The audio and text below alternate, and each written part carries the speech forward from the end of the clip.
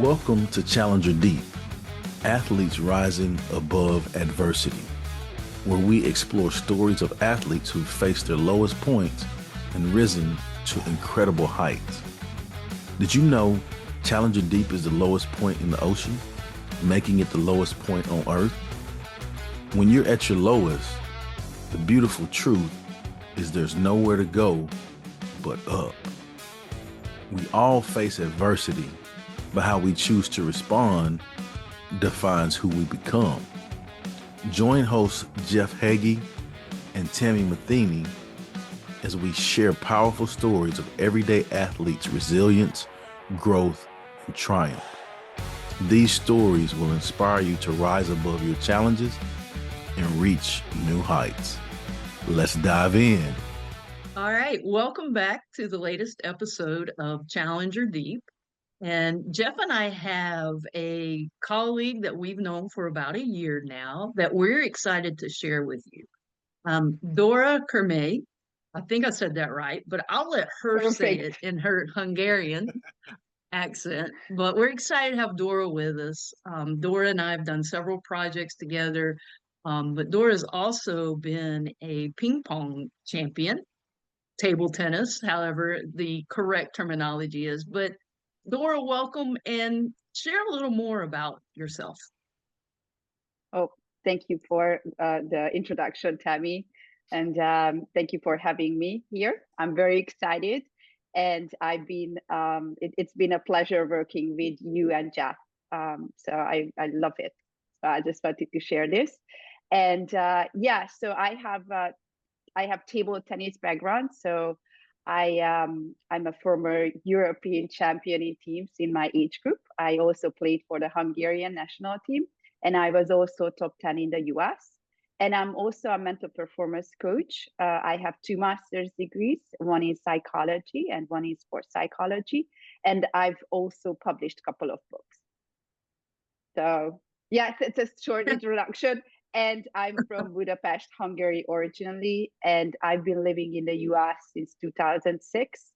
And I moved to the US to study for my master's degree in sports psychology. I got a scholarship to study. Hey, this episode of Challenger Deep Athletes Rise Above Adversity is brought to you by doTERRA, the world's leader in essential oils and wellness products. Are you ready to fuel your health and recovery like a pro? Listeners of this podcast can get 25% off all their doTERRA products and supplements. Head to the link in our show notes or go to confidentathleteprogram.com/doTERRA and start your journey to peak performance today. So, Jeff, I don't think you're going to be challenging her for a game of table tennis. I 100% am not. I can't beat my kids, and so no. I can give you some tips for sure. She's got you covered mentally and physically there. There we go. Well, Dora, again, thank you for being on here. And I think you understand the idea of our Challenger Deep. For those listening, if you're not familiar with what Challenger Deep is the lowest spot in the ocean. So it symbolizes when we are at a low point in our lives. And often the champions, those that are successful in whatever field, are those that have taken that low point and used it to rise above. And so we love having those that have been there and done it come on here and share their low moments and what they learned from it. But before we get into some of your stories, share with us, what does the word adversity mean to you? It's a great question. So yes, adversity is a life's way of testing our strengths, character, and resilience. It's the moment when things don't go as planned, when obstacles feel overwhelming, uncertainty creeps in. But it's also the space where growth happens. And to me, adversity is not just a challenge, it's an invitation to rise, to learn, and to discover what I'm truly capable of. Yes, and I also want to share something here. One of my friends told me in the past when things fall apart and I was facing adversity, And basically, he told me everything is going accordingly to the plan. And I love that. I love that phrase because it's actually, you know, whenever you tell something this, and I know there are different things and you have to consider when you say that, you know, so you have to know the circumstances, but when things happen, it's also, there's a little humor in it, right? So that's the universe plan. And it also helps you to, so it makes you smile. And it also helps you to look forward what's next, right? So I think just in general, I think I love humor when things fall apart. Like if you can use it in a little in a good way, that I think that's a good tool to have for sure. Yes. Yeah. I love I've that. been And Jeff, Dora had shared that with me the other day when we spoke, and just, yeah, I like that definition. But go ahead, Jeff. I didn't mean to interrupt you there. No, that's fine. I was just saying I've been looking forward to this call because one, you're an individual that's competed at a high level, which we love on this call. We love to have those experiences, but then you've gone on and you work with athletes as well. So you've got a lot of different perspectives to cover these topics of adversity. And I just have been looking forward to this conversation. So let's start out with that. Do you want to share a time that you were faced with a high level of adversity and how you got through it? Oh, absolutely. I faced a couple of those, but I would say I had a number of those, but I can think some of the most memorable ones. The first, when I was only 11-year-old. So I started playing table tennis at age 8. And by the time I was 11, I was playing almost every day. I was considered one of the fastest rising stars. And it was at the moment when I was 11 that I broke my ankle in 3 pieces, as my right shoe slipped off while I was high jumping during the last minute of my PE class at school. I was shattered not only mentally, but also physically. However, with the help, with the physical therapy and emotional support of people around me, after 6 months of full recovery and rehabilitation, I was able to get back where I was before. My PE teacher actually made me redo the same jump again to face my fear next year. Looking back, it was a good thing. This early experience of having conquered my physical and psychological fears was foundation for me in learning how to overcome obstacles. In less than 3 years, I made a Hungarian national team at age 14, became the best team in Europe in the same year. I could do all of that because I was really dedicated. I believe in myself. I had a very supportive family, coaches, coaching staff, teammates, and environment to make this happen. And it was a life learning experience when basically everything falls apart and you have to recover. But with dedication, you can do that. Yeah. I think I build on that experience a lot. So I'm a believer that what happens in childhood, it's usually the foundation even in adulthood. So that's why I'm sharing this early experience, because it's something that it's impacting my life and helps me to recover from setbacks and restart for sure. I'm so glad you shared an experience from childhood, because I agree with you fully. Our events or how we handle things in our childhood often sets a foundation for us. Not that we can't deviate from that, but it does set the foundation. But I want to go back to that 11-year-old girl who, you get hurt physically, which results mentally as well, and then your PE teacher makes you do this again. Okay, that was a little bit, yeah, old school, right? So that's, I think in the US would be not, yeah, he had actually, even in Hungary, he was a little hardcore. I mean, it was kind of interesting. So I was very unlucky, you know, with that fall. It was 5 minutes before the class ended, and it was my last jump. So in PE class, you had to do many different things: gymnastics, and high jumping, running, playing soccer, handball, basketball. So it was it. I actually I really liked PE class. So I was in my childhood. Sport was always the center of it was in the center, and I like the PE class. But yes, it's interesting that he asked me to do it again. He told me it's a good thing for me, so he didn't pressure. Of course, I could have refused it, but I did it. And that's impressive because I think there's so many moments, and it doesn't even have to be a child, but as humans, where we've had a bad experience or we've gotten hurt, and we try to avoid them. And Mm-hmm. avoidance becomes our biggest obstacle about dealing with adversity. So how did I know you have a PE teacher, telling you it's going to be good for you, but still there had to be the little doubts in your head. What did you do to actually get the courage to do that jump again? Honestly, I was very upset when he told me first. I felt a little frustrated, and it took me for a while. But after I was okay, let's do that. And I felt the fear, but um, it's on the other hand, I get through of it by just doing it. I think many times it's when we get into our head and when we let our thoughts just running continuously, that's when we freeze. But if you just you just do it and just try to focus on the movement and just doing what's the next step, and you just want to do it, you just do it. And I think in life is the same, right? When we start thinking about something to doing it, it's harder to do it.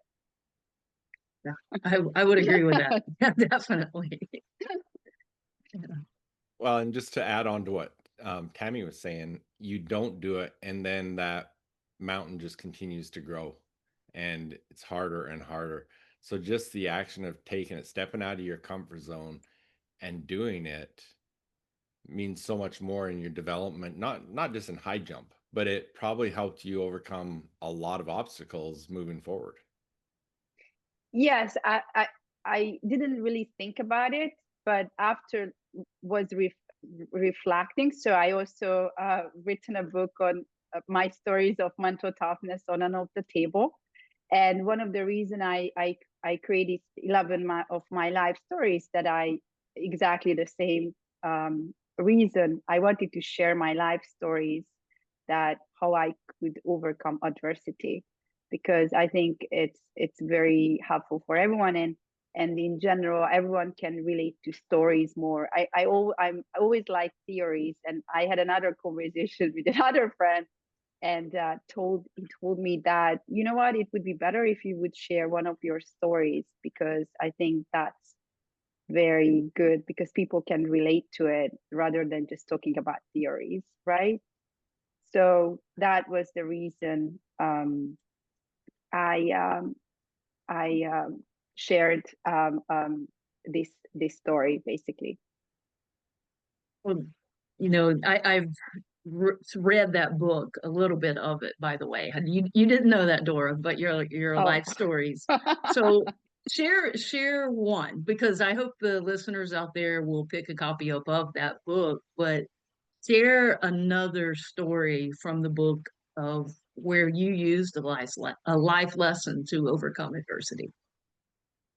So I would say the biggest challenge was for me when I actually there were, yes, two. So when I made the national team, so I broke my ankle, right? So I had to have a longer break, and I had to came back, and I had to go like early in rehabilitation, like before 7, right? So it was very tough, like regarding that. And I had when I when I tried, I had the tryout the first time for the national team. I didn't make it, so I literally underperformed, and there was an important tournament, and I didn't do well. And the next year, I had also basically the tryout, and I had a very important tournament. So I knew that if I do well, I'm going to make the team. And I I knew who I was playing next day, so that was one of my teammates. And what was very helpful for me, I used visualization, and that's the visualization technique. So I basically the night before I visualized what I'm going to do, the tactics, and how I'm going to handling everything. And next day, when I faced against my um, club teammate, I basically I could use so what I imagined it worked, and everything worked out. So it was very helpful. So that's also a life learning experience for me, that visualization, how I use as a pre-performance routine even at an early age. It was fascinating. So when you are preparing challenges and mentally rehearsing the whole experience, and setting up yourself basically to success, that was very helpful. So I was very happy about that. And I used the visualization many times during my career. So visualization, breathing, self-talk was very helpful for me. And I work with a sports psychologist in Hungary. So I also have this experience that as an athlete, I work with a professional. So I'm also trying to, I'm not trying, but I'm using this experience when I work with athletes, because I know the experience. So this was also very helpful. And one of the things that I would share, and again, these are more like early memories, but very vivid ones, and I would say impactful. It impacted my career and my life, is that when I had to play in the final in the European Championship, it was also very helpful to use visualization, breathing, and routines, and all these things, and was super helpful and made me to succeed basically. Well, Jeff and I are strong, component. We are strong about visualization. Lost my wording there for a second, but one of the things I hear, especially young athletes, say about visualization is that I don't like to do it because what I find myself doing is visualizing things I don't want to happen. I see bad pictures, bad images in my head. So how would you help those that have that struggle with visualization? So one of the important thing I would say, that you always want to say to yourself what you want, and always want to visualize what you want, right? And I always start with, when I'm working with athletes, I create them a guided visualization. So I ask them recall their best experience. I write those down. Then I create a personalized script, and I walk them through their own experience, right? And when there is a guided visualization, I mean, when I did that, I never really experienced that athletes told me I was thinking something totally different when things fall apart. So I would say that starting with guided visualization, when you are someone as a mental performance consultant, mental performance coach, um, guiding the athletes through their own visualization and recalling a good memory, it's very helpful, because when you have a good memory, you're going to able to remember that. So using good memories as positive reinforcements is key. And then you can build on imagining future events. But I would say the first start is to recall an experience when you did your best in your sport or in your life, and that's very helpful. One of the things I like on that topic too, that I'm just going to add in because I learned this from Tammy, is the fact that things aren't always going to go exactly as you planned or as you visualize. And for an athlete that does have those negative visualizations at times, you can turn that into a positive, because what that's doing is giving you the opportunity to say, okay, how am I going to deal with that situation? Because, as athletes, we all know that refs always don't call things our way, right? And so when that happens, how are you going to respond? And I think that's a powerful tool. But again, I mean, as Dora was saying, I think the whole guided visualization is so helpful. Yes, and you pointed out so perfectly, Jeff, that so I like to start with first just positive, then you can build up on that. Okay, so let's build them some challenges and also work through all your challenges. So even Michael Phelps, was also right. He's big in visualization, and he was even saying he went through all these different scenarios. Everything can go wrong, and how you can basically overcome those. So and in many sports, if you can create those scenarios, and when you face with those, it's not it's familiar, right? Because you know exactly what to do. But if you don't know, that can cause a little problem. A little curveball on visualization, just because I'm in the midst of writing The Injured Athlete and the use of visualization for when you're injured.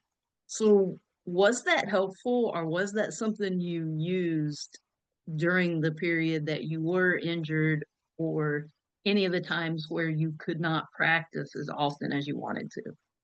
Absolutely. Yes. So you can mentor rehearse your strokes. So you basically you can train by visualizing your training. And there are studies that when you do that, you have the same brain and muscle activities when you are actually training. So you are basically building synapses, neurons in your brain. So that's very, very helpful. And I highly recommend everyone. And one of the techniques is also, I mean, it's a great technique for injury, when someone get injured, to practice still some strokes and movements. Absolutely. I would also say that I work with athletes who didn't want to do visualization imagery. So it's not for I would say everyone, but I would say that it's very helpful, and big percentage of the athletes use it, and the highest level use it, right? So it's very good, but you want to create always an individualized plan and see what works for whoever you work with. I want to You know, just the three of share. us, I'm sorry, Jeff, but I've got to add to that Go. point, Yeah. because I am finding, the three of us are outdated here a little bit, but now everything you do is being recorded, or you have access to it. And, I've been exploring with athletes the benefit of watching themselves on video. And do you think that works as effective? Is that a good replacement for the imagery? Oh, that's a fantastic question. I would say that watching your strokes or matches or points when you did well, it's very it's building up your confidence, because you are seeing yourself succeeding. So it's kind of like visualization as well. So absolutely, I think it's very good, and it's a very good positive reinforcement and mental rehearsal as well. Just watching those when you're actually doing it right. I didn't have any scientific, backing on that, but trying to relate to the younger generation, and everything's, right here on their phone. So I thought that's better than not using imagery at all. Oh, absolutely. No, that's a very good point, and that's very, yes, that's a great one. If somebody is not as, it's harder, the visualization is harder. You can watch a game and a match when you did really well. So that's very good. And also, even we can ask at least to write it down. Okay, so when you're playing well, competing well, what do you do? Because sometimes it's also not as obvious. for the young ones. Jeff, I had I think that's interrupted you a while ago. I'm sorry. you know what, that was a sidetrack, but it kind of goes into the topic and your book. I was going to ask you, and for those that are interested in it, it's a great example in the art of learning. Josh Waitzkin has a great story of using visualization during an injury. Um, but yeah, it's a powerful tool. Um, and I think also, you know, the whole visualization part, it's kind of what you were both talking about. I love having athletes because you've always got that memory of that time that things were just clicking for me, that I played so well. You know, play that on repeat, you know, play that as much, and especially like you say now, Tammy, that if you've got it on video, I think there's a lot of power in that, of rewatching that. I mean, I still watch all my best rodeo videos that were 20 years ago. But I think, you know, the whole mental part of it, there's a lot of power in that, because those are the times you were at your peak performance. And when you can get yourself back in that same mental space, it helps you perform better. Absolutely. Yeah. Definitely. Changing gears a little bit, Dora. Most of our stories in Challenger Deep, athletes rising above adversity, well, they all are based around at least one of the three components that I call the circle of success. And the circle of success, pretty much, to me, it's the formula to rise above adversity. And that's if you're united, you have a good support staff, you're connected with those that you're working with, that you have strong foundation of confidence and that right-minded focus, that you can overcome anything. Now, at the middle of that circle, I have your why, which kind of like keeps the circle going, knowing your purpose, your why. Why are you doing this? It's, to me, if we lean on that, we can rise above any adversity. But with that being said, what is your why? What's your bigger purpose for why you do what you did, playing as a competitor and now as a coach?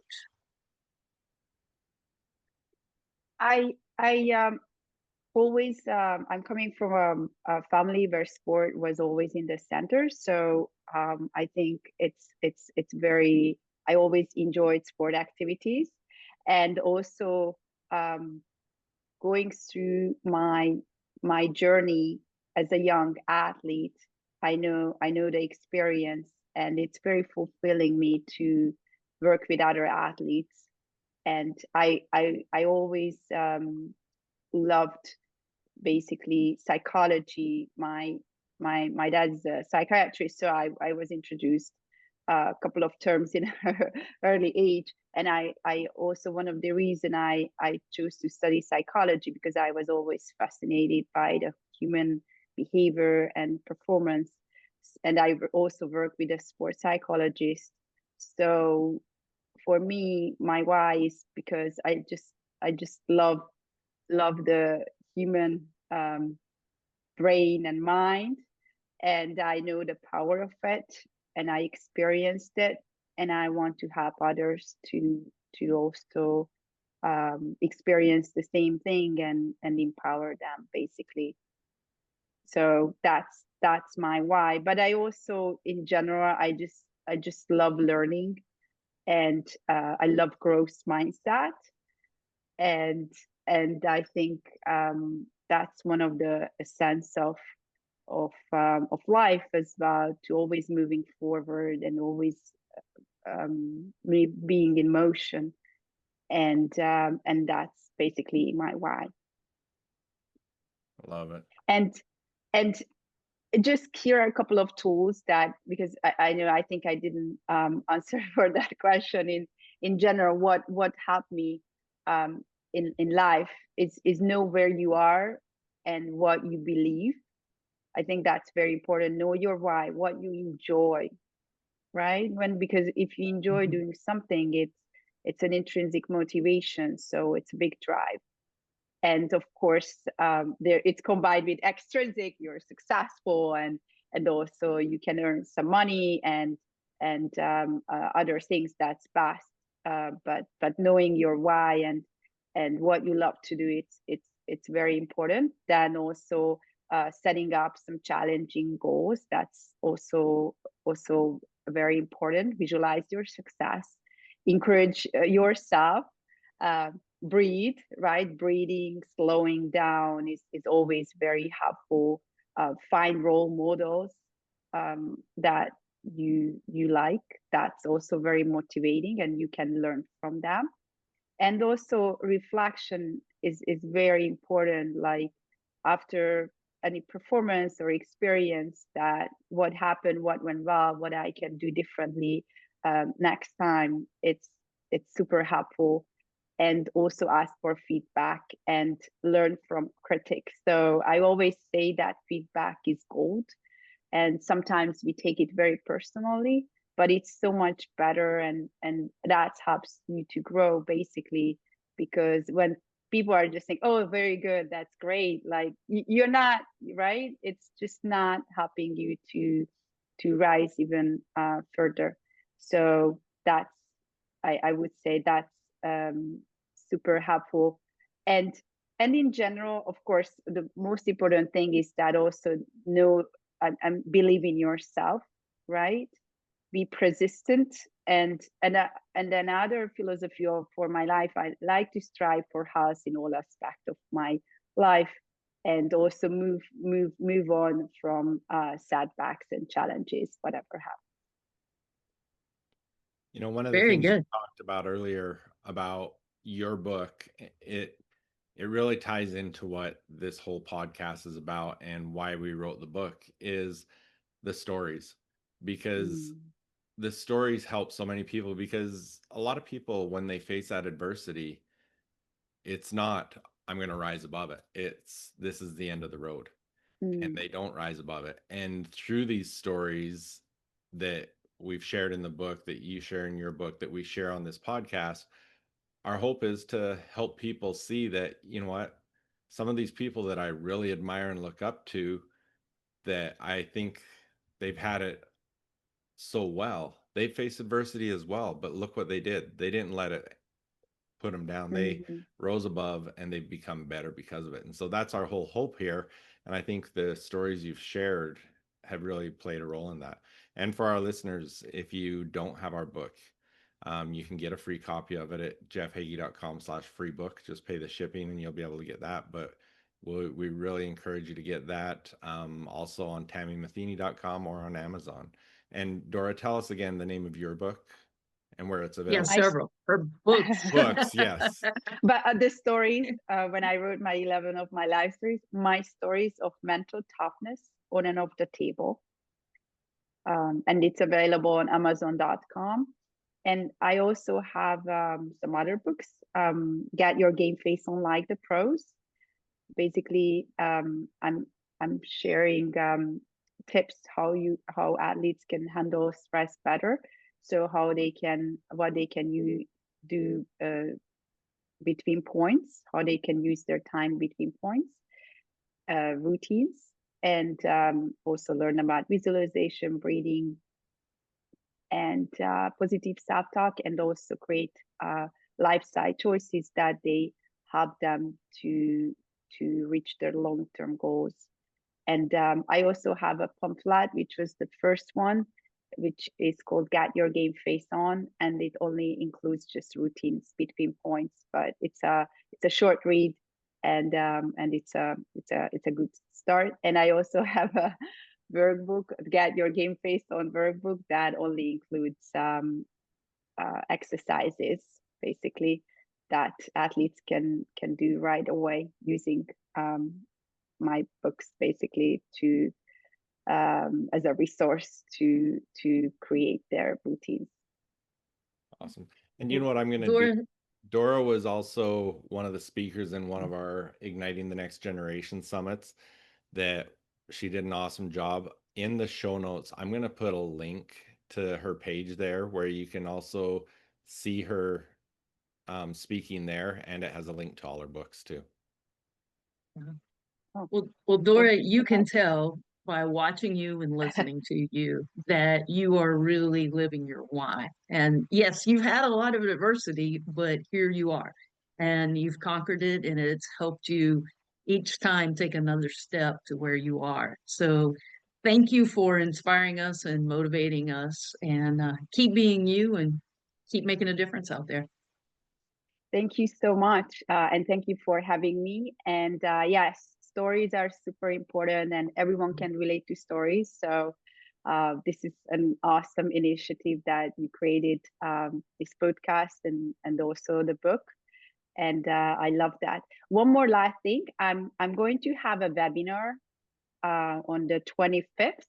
It's a free webinar. So if anyone would like to join, I will also share that information with you. So I'm just putting Awesome. out there. What is the webinar on? So the webinar on is about mental toughness and growth mindset in life and sports.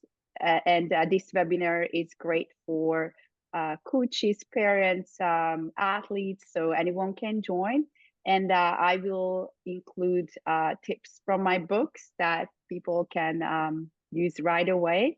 And basically what we talked about, it's about how you can create a growth mindset and also know your why, motivation, and create psychological tools and habits that helps you to reach your goals. Awesome. I might have to jump on there. Yeah, I would be so happy to have you there. Share the link with me, Dora, and I'll make sure it gets in the show notes. Okay, awesome. Thank you so much. Thank you. Thank you, Dora. Thank you, Jeff. All right, thank you for having me here. Thank you for joining us on Challenger Deep, Athletes Rising Above Adversity. We hope these stories inspire and equip you to tackle life's challenges head on. Don't forget to visit www.confidentathleteprogram.com/Challenger Deep to get all of our free resources from the book, your copy of our book, and access to 2 free weeks of the Confident Athlete program.